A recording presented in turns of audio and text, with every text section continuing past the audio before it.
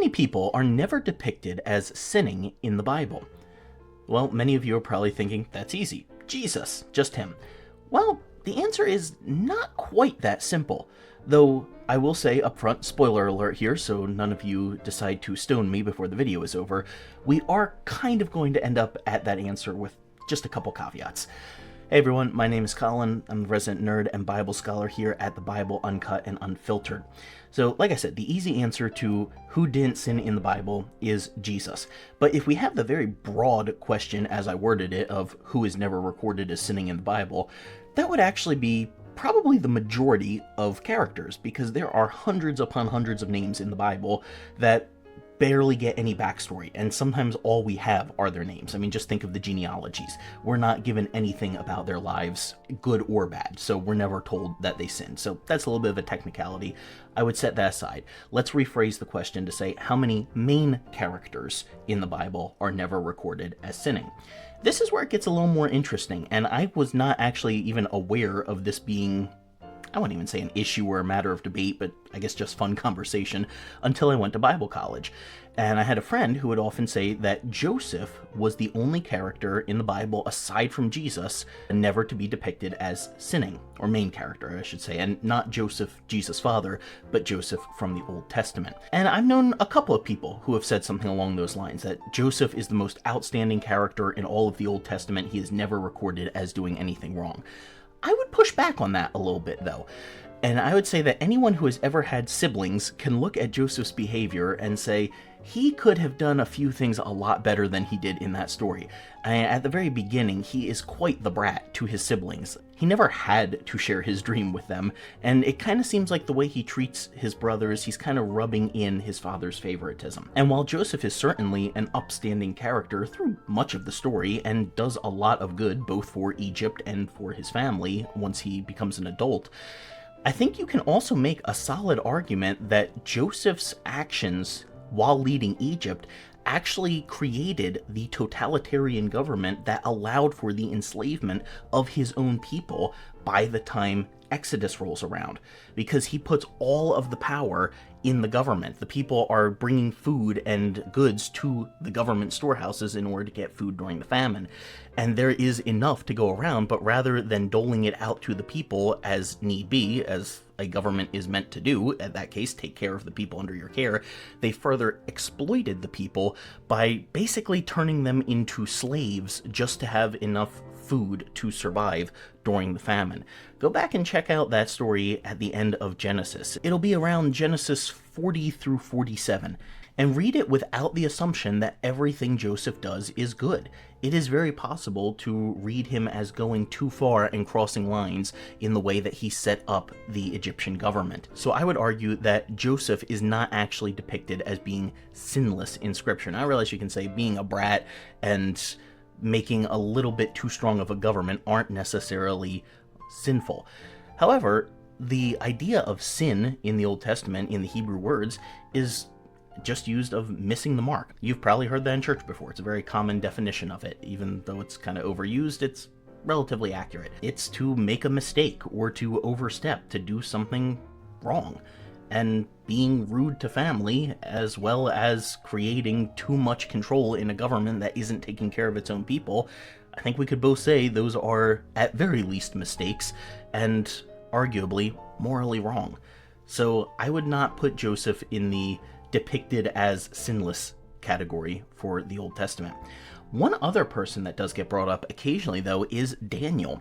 And he is a better argument, I would say, for a person who is depicted as not sinning within the biblical narrative. And this is where I want to make a big caveat here. I'm not saying that any of these people were actually sinless, rather just that the biblical story does not record them doing anything wrong. The biblical story leaves a lot of details out, because if it was a record of the life of every single character in it, it would be millions upon probably billions of pages long. You can't do that. But with Daniel, he is actually depicted as making almost entirely right choices throughout the whole of his story. There is one case, though, at the very end of his story where I think you could say, not necessarily that he does something morally wrong, but that he does still fall short of what the biblical authors were looking for. See, from the very beginning of the biblical story, when humanity failed in the garden, we have been looking for somebody who can restore that Eden paradise, our union that we had with God. And so the biblical story is constantly giving you these little red herrings, these people that you think are maybe going to be that character, and then they always fall short.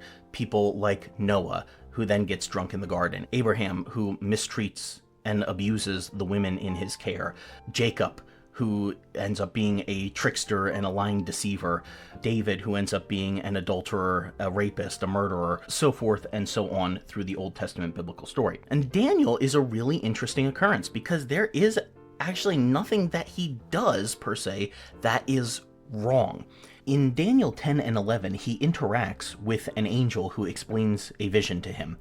And he says in it that he is not strong enough for this. He needs to be strengthened by the angel. So again, he is not depicted as having any moral shortcoming, but as the arc of the scriptural narrative has brought us to this point, as Daniel is at the very end of the Old Testament narrative, we are still looking for that person who can restore Eden. We are looking for someone who will be strong enough to represent us before God and God before us. And Daniel's inability to stand in the presence of this divine being suggests that he is not fully what we have been looking for. Perhaps he is further along in that path than many of the other characters have been. He is closer to that ideal than many of the characters, but the Old Testament still ends without Eden restored. And that is where Christians come along with the New Testament and present Jesus and would say that he is depicted as never sinning. And that is basically true. There are a couple of passages I think we have to look at that may redefine exactly how we determine sin in relation to Jesus, because there are certain passages you can look at, like one where he is talking to the Syrophoenician or Canaanite woman, depending on the gospel, and treats her very poorly at first, calls her a dog. Eventually, he does end up helping her, but the way he treats her at first makes a lot of readers uncomfortable. There's also the passage in John 7 where he lied to his family about when he was going to be going up to Jerusalem for the feast. And you can also throw in plenty of passages where he breaks the law in order to do some greater good, usually leading to some conflict with the crowds or religious leaders of his day. Now, all of those can be interpreted in different ways. Now, I'm not necessarily trying to say with that Jesus sinned, but rather that we have to reconsider what it means to sin based on those passages. There are plenty of people who will try to explain away the way he treated the Syrophoenician or Canaanite woman there.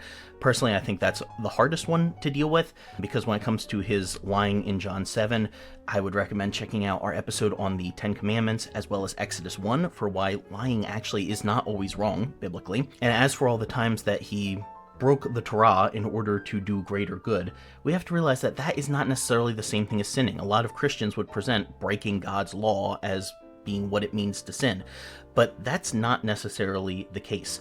The Old Testament law was a very complex legal system that isn't entirely the same thing as moral shortcoming. So all of that to say, if we're talking about any character in the Bible, there are plenty that we are just given their names or some very short good thing that they did. But if we're talking about main characters, I think we should remove Joseph from the list. You could argue Daniel, though I think the biblical authors are trying to clue us in to say he was a good guy, but he isn't entirely who we have been looking for. And then once we get to Jesus, I think it is fair to say that the biblical authors portray him as being sinless, though there are a few difficult passages that we have to wrestle with. If you enjoyed this kind of study, I highly recommend you check out the podcast, because this is the sort of thing we get into every week.